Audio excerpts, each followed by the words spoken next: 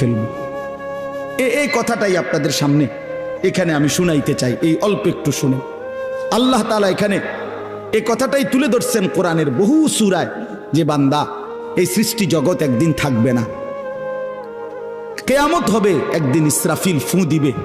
ইসরাফিল যেদিন ফু দিবে, কোরআনে এই বর্ণনাটা দুই ভাবে আছে। একটা হলো ইসরাফিল প্রথমবার ফু দিবে, আরেকটা হলো ইসরাফিল দ্বিতীয়বার ফু দিবে। ইসরাফিল মোট দুইবার ফু দিবে। প্রথমবার ফু দিলে জমিনের মধ্যে ভূমিকম্প শুরু হবে।